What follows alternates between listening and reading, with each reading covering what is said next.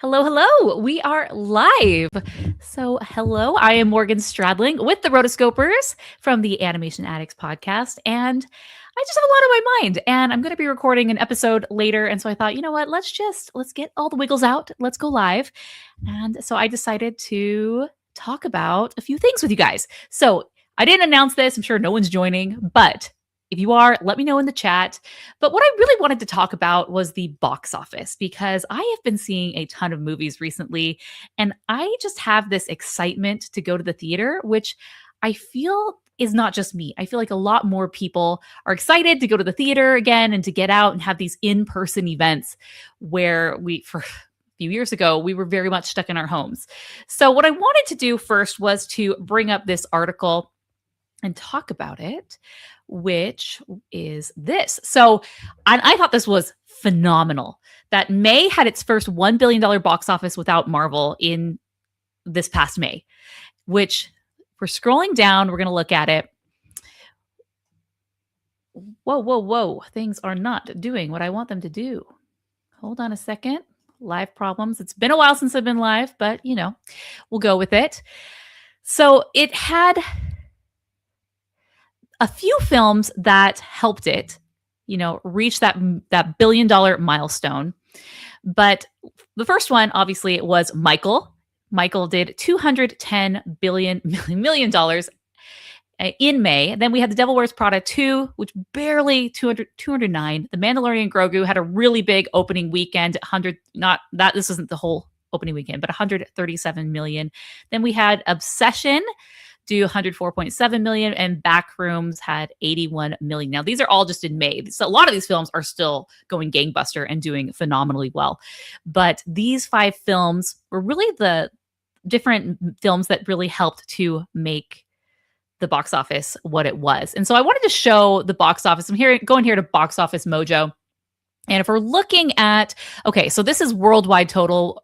This is domestic total, worldwide total. I want to look at the monthly total. So let's look at the monthly total and go back to May. All right.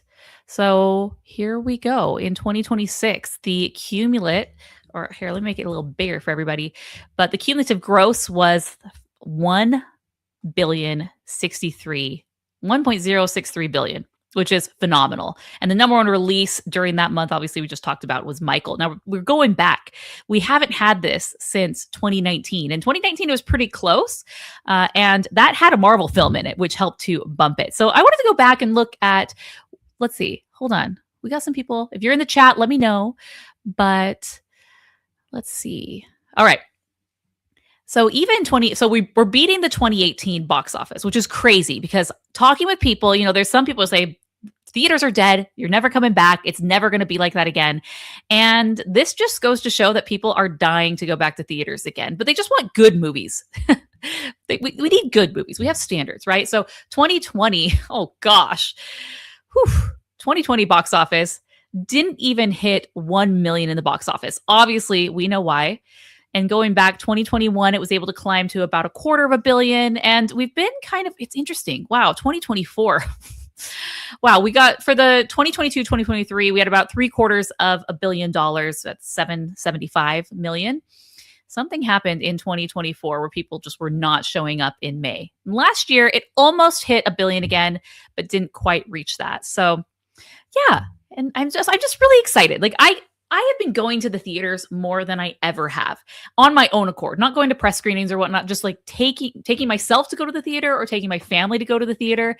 It brings me so much joy and I'm really happy.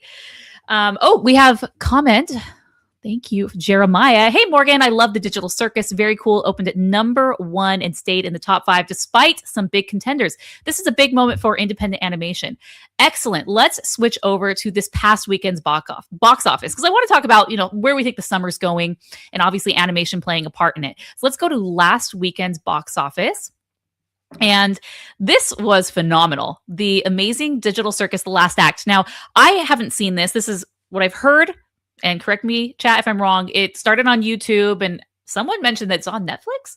But this is basically the series the series finale. It's like 2 episodes they put together and packaged into a movie, and it did number 5. So it did $12.363 million. But if you click on it, what I think is phenomenal about this one is Thursday, it was the number one movie for the whole weekend, and it did $7.8 million. There are fandoms, and they will show up. People are excited. I was talking to someone, I went to an event on Saturday, just like a little family thing, friends, and she mentioned, I don't know how it came up, because this is not the type of person who would be into this sort of movie at all. She's like, yeah, I think there's this movie coming out. And I was like, oh yeah, Digital Circus. She's like, yeah, because there were a bunch of kids in my neighborhood that were dressed up. And I'm like, why are they dressed up? This isn't Halloween. And apparently people are going all out and they're dressing up kind of in circus attire, which is pretty cool, pretty fun. So yeah, so, the Digital Circus, the Amazing Digital Circus, the last act, it took number one spot on Thursday. Obviously, all the fans were showing up. They were there. And then it consistently was number 5, doing 4 million, 4.7 million, and 3.3 on the Sunday. So going back to that weekend, just to see, this past weekend, we had Scary Movie at $54 million, Master of the Universe at $29 million, Backrooms, $26 million, Obsession, $25 million. Now, Backrooms and Obsession, these films they have legs. And I love it because they are continually growing and getting stronger and stronger. One of them is Backrooms is an independent film, which A24 bought it. And it's just doing crazy. If you see where its total gross is right now. And these numbers are domestic gross. It's done 135 million in those 2 weeks. So yeah. And an interesting one is Star Wars: The Mandalorian and Grogu has not done very well. People are not showing up for Star Wars anymore. Disney really hurt themselves by making Star Wars, instead of it being this go-to event every few years, just to make it something that's constantly on the TV and you're constantly having new seasons. And by constantly, I mean every few years, because we know how digital seasons work. You're not going to get a new season for a few years down the road, but it just, there was too much Star Wars all around. And, having to keep up on the shows and on some of the cartoons and then show up to these movies, made it difficult for people, and people just sort of checked out. And I think that's what we're seeing with Star Wars. If we go back to Star Wars, we look where that one is at. We have, it did fine for, number one for basically the first week, and then it hasn't been able to climb back up. It couldn't even hold it through the Wednesday of its first week released. Sorry, I need to make this bigger for everybody. 33 million on that first day. But yeah, and now it's really, really going down where, this is a Tuesday number, but we'll see how this weekend does. But last weekend we were able to see it was doing 2, 4, 3 million. Not good for Star Wars. And I haven't seen it yet. And I've just heard it's kind of a kiddie movie. Like, you could take your family to this and it's fine. It just kind of feels like an extended episode. It's fun. If you like The Mandalorian, you'll like it. Grogu obviously came back after they couldn't keep him away. So they brought him back, even though he was supposed to go with Luke off into the sunsets. But yeah, okay. So let's go back. So we were talking about last weekend, Masters of the Universe. So Chelsea and I are going to be recording an episode, and I have seen Michael 3 times in theaters, which is just so out of character for me. I will see movies in theaters, but it's very rare that I'll see a movie again in theaters. And I've seen this 3 times and I want to see it again. I want them to release a sing-along version, because I just think that would be phenomenal. It kind of is. You've seen some clips online and people are singing, they're dancing, they're standing up. What I love about Michael, and I'll save this for my review with Chelsea when I do that, but it's a musical film, and it's a concert film, and it's a biopic, but it really grows in the last section of the movie, where you're just getting all these really big musical numbers back to back to back. And it's not short ones. They don't just play a little part of it and then fade out or whatnot. Like, you're getting the full song. And it ends just on this really, really high note. I don't want to spoil it for anyone who hasn't seen it, but there's going to be another movie. But it is, it's so good. You leave Michael and you're just on a high, and you want to go listen to music.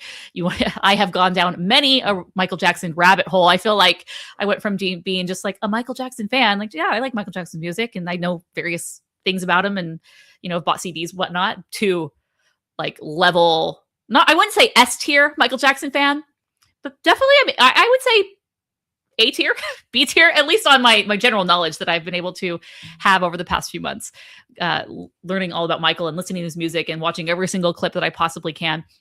So this movie, this isn't updated, but I think as of yesterday or day or two ago, it finally crossed the 900 million mark. And this is expected. It did, yeah, just yesterday it passed. What is the other one? The Queen movie, Bohemian Rhapsody. It just passed Bohemian Rhapsody as the highest grossing biopic. So Bohemian Rhapsody had $903 million. And just the other day, Michael crossed 904. And this movie hasn't even opened in Japan yet. And Japan loved Michael Jackson. And they have been slow rolling the marketing for this in Japan. And I've been watching it over the past few weeks. And they had the Japanese premiere last weekend. But they are excited. And it's expected, I think, to maybe do... I know I need to look up the numbers, but 10 to 20, that's like a big broad range during its opening weekend at Japan. But Japan is expected to continue to carry this film over the finish line. It just went on digital this past week, which I think was a bit short-sighted. So many people are seeing this movie and then going back and seeing this movie again and again. And I think they could have held out the digital release until summer was over. When you have something, and that's what Bohemian Rhapsody did. I mean, that was a while ago, but when you have something so good and there's so much momentum, I mean, this is nearly 2 months since the release, and it's still, even in my small theater that only usually plays a handful of movies, Michael is still one of those. And it doesn't have just one, it has about 3 showings a day. So I'm a big fan of the Michael movie. If you haven't seen it, go see it before it gets out of theaters. They brought it back from IMAX. They brought it back into IMAX, which I loved. I didn't get to see it in IMAX, but I was telling everyone, if you have the chance to see this movie, see it in the largest screen possible, and then also with the best sound system possible, right? So, okay, I just wanted to kind of show the Michael. Was released April 24th. Was really great. You know, it owned for the first week, number one, did nearly 40 million, 32, 25. So just this fantastic. And this was a film that no one wanted to touch. These are all things that I'll talk about in my review, but no one wanted to touch this movie for various reasons. And Lionsgate ultimately took it. And now this is the largest Lionsgate release, beating any of their Hunger Games, any of their Twilight films. This is it. So no pun intended. So I'm just rooting for this movie. Jafar Jackson. He never acted before. This is his title role, not title role, but his first role. I would just love to see this one do $1 billion, just because that just shows a lot of hope for the box office and what we're going to see. Now, if you have comments, we have a comment. If you have comments, let me know. I'm going to show them and we're going to talk about it. So let's see. Jeremiah says, I didn't dress up, unfortunately, but I did wear my Digital Circus shirt to the theater. Others dressed up, and I saw 2 Pomni. I'm saying this wrong. I know I am. Pomni dolls. As you said, it's very fandom-driven property. Okay, I'd love to have you send a voicemail about this. We can talk about this in the episode. Yeah, and that's what I love. I think, there still is there's space for physical releases. And again, I just had a conversation with someone just today, and we were going back and forth. They were convinced that theaters are going the way of the dinosaur. And I'm like, I just don't believe that. I simply don't believe that, based on what I'm seeing happening. Fandoms coming out, showing up for their favorite movies. I've been on X, kind of have fallen into the Michael Jackson rabbit hole, where it thinks I'm like this super fan. And, the actual super fans are like, yeah, I've seen it 11 times, 14 times. So, like, it has legs very much for fans. And with this movie, I think it's just an amazing opportunity, because people want to go and experience their things in person. I think, not everyone, but I think that there is something to be said with building community, even if it's a community of strangers. Hey, we all like this thing, or we hope we're going to like this thing. If it's a movie, maybe, you don't know. But we think this is going to be good, and we're going to have a communal experience watching the movie together, right? And so, yeah, so I love that. So, yeah, so going back to the Michael, I mean, it's still chugging along, doing, 1 to 1.5 million every day. On the weekends, it gets that bump. So it's been 2 months, and it still hasn't even fallen below doing less than $1 million in a day. So if you have thoughts or comments, let me know. We'll talk about them. Let me have a drink real fast while I've been talking a while.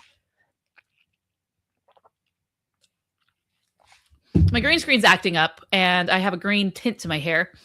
I need to fix it. You don't want to see what is behind this room. This is very scary. It is turned into a junk room, and I'm my goal this summer is to fix it up so I have a better live stream setup, so that way I don't have to use the green screen. But I'm using the Powerline stage because it has these green lights right here, and so I'm just pretending these are the stage lights shining on my hair that's turning it green. Jeremiah says, curious to hear your take on Masters of the Universe. People seem lukewarm about it. I think I speak for many when I have no attachment to the original property. Yeah, so this is interesting. Chelsea, I said, hey, let's do Michael because she and I saw it together. We should have recorded then and there and done a car recording. We didn't, but we're going to do it now. And then I said, hey, like you pick and choose what you want to do for our next one. And she says, well, I have some friends. We're going to go see my Masters of the Universe this weekend. You want to do that? I'm like, yeah, sure. You know, it's based on this animated property, so it fits. But I don't know if I think she mentioned this, but she very much has an attachment to Masters of the Universe and to He-Man. I remember Christmas one year in college, I got her all of the He-Man DVDs and she just went bonkers over it. She loved it. You know, she grew up with He-Man, she and her brothers. I didn't. I know about He-Man. I know about the He-Man memes. I'm enough aware of He-Man, and I maybe seen a few episodes, but I think I'm like in between the two of you, Jeremiah and Chelsea. Like I don't consider myself a fan, but I'm open to it. I didn't see the She-Ra film or the Netflix She-Ra that came out. So, I mean, I'm really kind of going to go into this blind. People are saying, oh, it's the biggest bomb of the year, He-Man. But I don't know. Like, okay, so last weekend, it went against Scary Movie, and that was just getting crazy publicity and buzz. It's surprising that it, to me, as someone who's never seen any of the Scary Movie films, that it's still doing so well, or as an initial release. But Master of the Universe, does it show its budget on here? It has a pretty hefty budget. I want to say it's like $150 to $200 million. And again, we're learning in modern times, like, do we need that with Backroom and Obsessions, these other films that are they're able to do pretty fine on these low budgets? Do we need every film to be at 200 million? Because it really sets yourself up for failure. There's a website I need to show, and when next time I do this, I'll find it. But you're able to see the break even for films, and you can like kind of pencil it in and estimate, what do you think the marketing was going to be? Because, you know, I mean, we'll talk about, it made back its production budget, but that doesn't account that the theaters take 50%. If it goes to China, the theaters end up taking like 75%. Then there's marketing and all these other costs. So it really takes a lot. You know, if you're a $200 million movie, you really need to do 500 to 600 million to even break even. So this one, all the reviews that I saw from people this was a lot of fun. It's enjoyable. It's not what you expect. They actually, Rachel Wagner from Rachel's Review, she says it feels sort of like early MCU comedy and hitting all those beats, and in a good way, in a very, very good way. If you love early MCU, you're going to love this. And so I'm looking forward to that, seeing that. So it did 11 million, 10 million, 7,223. So yeah, will this one climb back out? I mean, already in its first week, it's doing number 4 for the day. And so let's say we have Scary Movie. Yeah, there's just so many good movies right now, there's a lot to see. So yeah. Alrighty. Any other questions or thoughts while I'm here? I just wanted to jump on a quick little live stream and get the wiggles out. I want to do more live streams. And I've really gotten in my head, like I haven't been on camera in such a long time, and I haven't done live streams. And so I'm not going to do them until like everything's totally perfect and ready. And then today I had some time. I was alone. And I said, you know what? Do the live stream. Let's just do the live stream. I've been thinking about box office, wanting to talk about it. So I'm going to be trying to do more live streams as we come. So yeah, so for future episodes, we're going to be doing we're going to do Michael first, then Masters of the Universe. Then after that, Toy Story 5 comes out this upcoming weekend. So we'll definitely be doing Toy Story 5. Should I see the Digital Circus? I feel like I'd have to go and see the other ones. Is it a big time commitment? Let me know. I don't know. Jeremiah says, I will gladly leave a voicemail for the Amazing. Is it the Amazing Digital Circus? I already am forgetting the name. Rarely have I been so happy to get an assignment. You know me, I love to give people jobs. I agree about theaters building community, and I do love theaters. I had someone, they were like, it's a scary world out there. People just want to stay safe in their homes. I'm like, what? Like, I get it. There are some places that aren't necessarily the safest, but I was like, I don't believe that. I definitely disagree with that comment. So I feel so happy at my theater. I talked about how I had done the Lord of the Rings, which I'm shocked they're not going to be bringing that back. But Fathom Events did the Lord of the Rings extended editions, and you went Fridays to see the Fellowship of the Ring, Saturday to see the Two Towers, and Sunday to see the finale with the Return of the King. And I loved it. I went with my mom. We had a great time. And even though I didn't go with a good big group, I knew that the group that I was with, they got it. Like, you don't just show up for these things 3 days in a row unless we're all vibing on Lord of the Rings. And we all loved it. We've all owned these movies and watched them a million times before. It was just such a fun time. And I do think that theaters are trying to make things more accessible. I think accessible meaning they're trying to make it enticing for people to come to the theaters again. I think the big thing over the past 10 years was the transition from people moving to the reclining seats. And I don't know necessarily if that really did it for people. I think initially it did. And people like, ooh, luxury. But at some theaters I go to, the luxury vinyl is starting to wear off and get a bit thin. That's a heavy replacement. Before, you would just reupholster a chair. Now you have to reupholster this lounger recliner thing. I don't know. And I have seen that the new theaters that are putting them in, no more is it the giant wide load lane where you can just like snuggle up and lay down. Now it seems that the recliners they're putting in are as close to a original, like a normal seat as possible, just it reclines and it's leather. I will say, should I mention this? I don't know. I have a friend who their dad does pest control, and there was a theater here in town that definitely had a bed bug problem. But this was back when bed bugs became a thing. Was this like early 2010s, 2015? But it had a bed bug problem. That's because the headrests are, I don't even want to talk about it, but it's fabric. But I have not heard that being a thing. I think that got eradicated, but I guess maybe that's why they're moving to the leather. I don't know.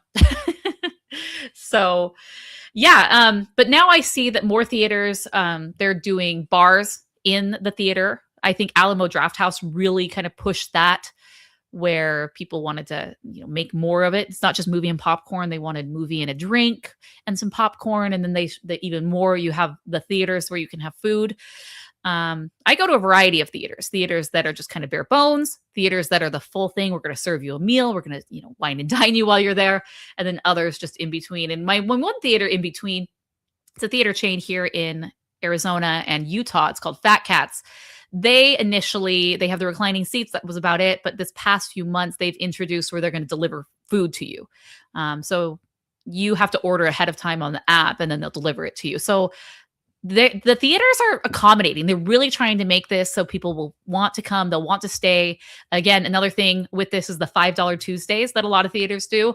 I love $5 Tuesdays. And everyone I talk to, they're like, I go to the movies because of $5 Tuesdays. So if $5 Tuesdays can get people back in the habit of seeing movies again in theaters and then getting comfortable in that experience, I think it's all good. And I was talking to my sister, and she was like, I love going to theaters. Free AC in Arizona, okay, it's hot everywhere. What are you going to do? We're going to go swim again for the 14th time today? Or, hey, let's go enjoy a movie at the theater because it's 110 degrees. And I'm not even joking. It was 108 yesterday. All right. Let's see. We have Dreamwalking. You should indeed see The Amazing Digital Circus. Okay, I'm going to say this 5 times. The Amazing Digital Circus. Okay, 1 time I got it. It's only 8 half-hour episodes. 7 of you wait to see the penultimate one in theater. Okay, 7 if you wait. Okay, perfect. So it's manageable. It's not like the old school things where we had 22 episodes in a season. I'm rewatching Seinfeld right now, and I do love a 22 episode season of stuff. It just makes it so enjoyable. Plus the finale. Okay, so sorry, I just went in tangent in the middle of your comment. I'm so sorry. I consider it very enjoyable. I want to see this. So I want to see, I'm going to do it. I'm committing to watch this. I mean, just a few episodes here and then go see it, support it in theaters, and then talk about it. I'll have to bring someone on to talk about it because I don't know if I could get Chelsea to commit. And yeah, Jeremiah has the same. He says, it's not a huge commitment. There are only 7 episodes prior to the 2 released in theaters. They're only about half hour each. Easy. Okay. Jeremiah says, while I love theaters, I actually think we need to let go of the idea of streaming is less prestigious than theaters. He's cutting me. He knows that that's my thing. It's just a different experience. My thing is, why the rush? Why do we need to rush to go see, to get everything to digital? These, especially, I get it. They want to get their money back. They're like, crap, this bombed in theaters. We need to get this back onto streaming as soon as possible. But I missed the 90-day window. I think if we could go back to the 90-day window before the digital, it'd make me happy.